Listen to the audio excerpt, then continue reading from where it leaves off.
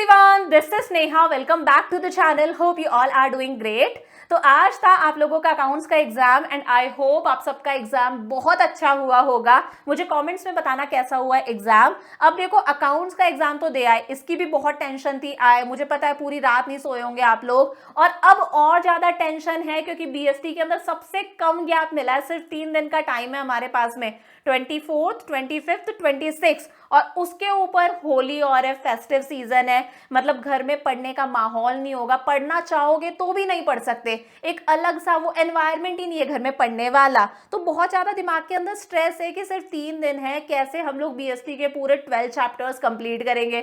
उसमें भी पार्ट 2 हमारे पास में इतना बड़ा है, financial management, financial market, marketing management. तो बहुत ज्यादा दिमाग पर स्ट्रेस है। 12 चैप्टर्स कैसे कवर करने हैं, बीएसटी में सिर्फ केस स्टडीज आती हैं, केस स्टडीज की कैसे प्रैक्टिस करेंगे, बहुत सारा स्ट्रेस है। तो स्ट्रेस को साइड में रखो, इसी स्ट्रेस का सॉल्यूशन लेकर आई हूं आज की वीडियो के अंदर। मैं आपको दूंगी एक प्रॉपर डे वाइज स्ट्रैटेजी कि ये जो गैप आया है हमारे पास में 3 दिन का, 3 दिन नहीं हमारे पास में 3 तो कंप्लीट डेज है, आज का दिन भी है, आज भी हमें पढ़ाई करनी है। कैसे ये 3.5 डे के अंदर हम हमारा पूरा बिजनेस स्टडीज का कोर्स कवर कर सकते हैं, किस दिन कौन सा चैप्टर आपको पढ़ना है, किस चैप्टर को ज्यादा प्रायोरिटी देनी है, सुबह कौन सा चैप्टर पढ़ना है, दिन में कौन सा चैप्टर पढ़ना है, इवनिंग में रात में कौन सा चैप्टर पढ़ना है, ये सारी चीजें हम लोग आज के वीडियो के अंदर डिस्कस करेंगे।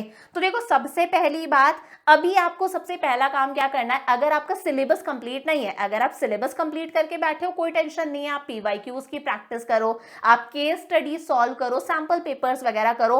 अगर आपका सिलेबस कंप्लीट नहीं है, एक भी चैप्टर अगर आपका इनकम्प्लीट है, तो सबसे पहला आपका फोकस होना चाहिए सिलेबस कंप्लीट करने पर। अब सिलेबस कैसे कंप्लीट करोगे, तो उसके लिए यूट्यूब पर बहुत सारे वन शॉट लेक्चर्स है। इनफैक्ट मैंने भी हर चैप्टर को डिटेल में भी कवर करा है। आपको इस चैनल पर बिजनेस स्टडीज के डिटेल लेक्चर्स की वीडियोस भी मिल जाएंगी वन शॉट के अंदर। अगर लग रहा है आप लोगों के पास में टाइम कम है, तो आप बीएसटी की 15 डे स्ट्रैटेजी वाली प्लेलिस्ट भी फॉलो कर सकते हो। वहां पर मैंने हर चैप्टर को वन शॉट के अंदर कंप्लीट करा है इन जस्ट 30 to 40 मिनट्स। तो सबसे पहले अपना सिलेबस को कंप्लीट करने के बारे में सोचो, ये आप वन शॉट से पढ़ सकते हो। सिलेबस जब आप कंप्लीट कर रहे हो तो स्पेशल फोकस देना है आपको पार्ट 2 पर, क्योंकि पार्ट 1 के अंदर हमारे पास में 8 चैप्टर्स है, 8 चैप्टर्स का वेटेज है 50 मार्क्स। लेकिन पार्ट 2 के अंदर हमारे पास में सिर्फ 4 चैप्टर्स है। 4 में से जो लास्ट वाला चैप्टर है कंज्यूमर प्रोटेक्शन, वो तो छोटू सा चैप्टर है, 3 ही मोटे मोटे चैप्टर्स हो गए ना। इन 4 चैप्टर्स का वेटेज है हमारे पास में सीधे 30 मार्क्स। तो सबसे पहले आपको पार्ट 2 कंप्लीट करना है, पार्ट 2 को 100% कंप्लीट करके साइड में रखना है।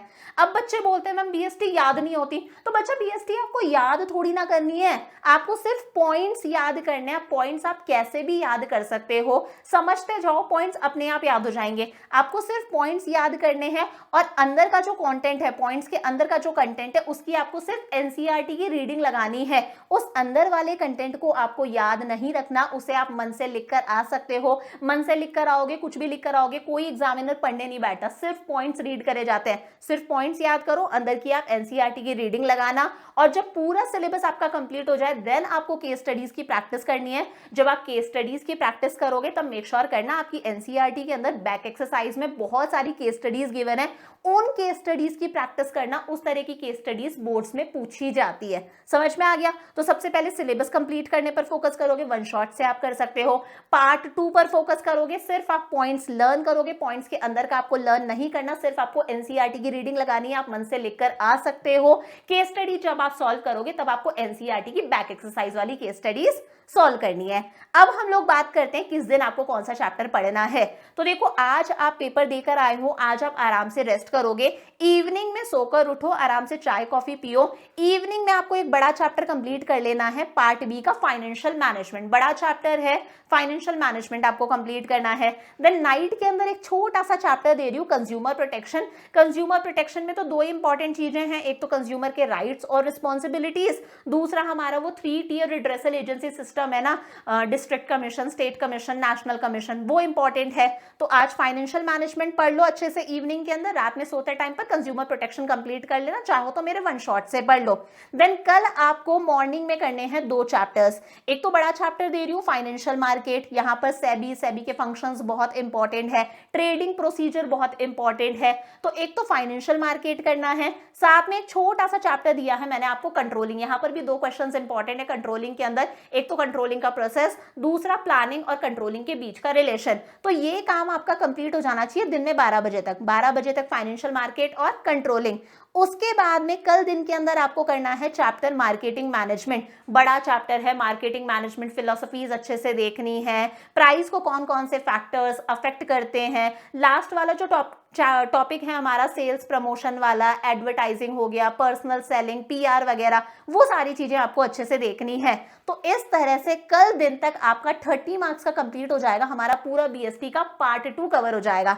देन इवनिंग के अंदर आपको करना है बीएसटी का chapter number 1 nature and significance of management. यहाँ पर प्रिंसिपल्स, टेक्निक्स को अच्छे से आपको देखना है। रात को एक छोटा सा चैप्टर दे रही हूँ, बिजनेस एनवायरनमेंट, छोटू सा चैप्टर है। इंपॉर्टेंट क्या है इसमें, डायमेंशंस देख लेना, केस स्टडी आएगी, आपको पहचानना है कौन सा डायमेंशन है, सोशल एनवायरनमेंट है, इकोनॉमिक एनवायरनमेंट है, लीगल है, पॉलिटिकल है, कौन सा है, समझ में आ गया।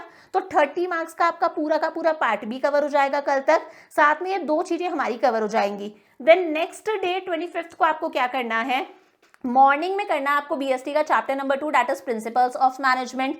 दिन के अंदर आपको करना है प्लानिंग, इवनिंग में आपको करना है ऑर्गेनाइजिंग। प्लानिंग और ऑर्गेनाइजिंग दोनों चैप्टर्स मिला के वेटेज बनता है 14 मार्क्स का, तो ये 14 मार्क्स का हमारा पूरा कवर हो जाएगा।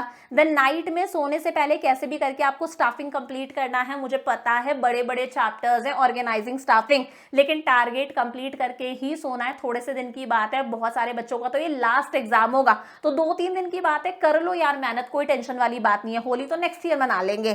26 को आपको मॉर्निंग के अंदर करना है बीएसटी का डायरेक्टिंग चैप्टर। इसी के साथ में आपका पूरा कोर्स कंप्लीट हो जाएगा। अब आपके पास में सारा दिन है, डायरेक्टिंग कंप्लीट कर लेना सुबह 11 बजे से पहले, 10 बजे 11 बजे से पहले डायरेक्टिंग चैप्टर कंप्लीट कर लेना। एक दिन जल्दी उठ जाना, कोई फर्क नहीं पड़ता। दिन के अंदर आपको रिवाइज करना है बीएसटी का पूरा पार्ट 1। जब आप रिविजन करोगे तो मेक श्योर जो इंपॉर्टेंट क्वेश्चंस है उनका अच्छे से रिविजन करो। आपको यूट्यूब पर घने बिजनेस स्टडीज के इंपॉर्टेंट क्वेश्चंस की वीडियोस मिल जाएंगी, उन इंपॉर्टेंट क्वेश्चंस को अच्छे से प्रैक्टिस कर लेना। और इवनिंग के अंदर आपको करनी है बीएसटी के पार्ट 2 का तरीके से रिविजन। अब जिन लोगों का कोर्स नहीं हो रखा पहले से, आप लोग इस तरह से पढ़ोगे। जिनका कोर्स पहले से हो रखा है, आप एक दिन के अंदर अपना पूरा रिविजन करके आराम से केस स्टडीज की प्रैक्टिस कर सकते हो, पीवाईक्यूज की प्रैक्टिस कर सकते हो, आपकी एनसीईआरटी की आप रीडिंग लगा सकते हो, एनसीईआरटी के बैक क्वेश्चंस कर सकते हो, उन केस स्टडीज को आप सॉल्व कर सकते हो। तो मुझे कमेंट्स के अंदर सिर्फ लिख देना कि मैम हम इस स्ट्रैटेजी को एकदम शिद्दत के साथ में फॉलो करने वाले हैं, और जैसे हम इको में फोड़ के आए थे सेम वैसे ही हम लोग बिजनेस स्टडीज में भी फोड़ के आएंगे। I love you guys a lot. I will see you in the next class. Lots of love. Bye bye.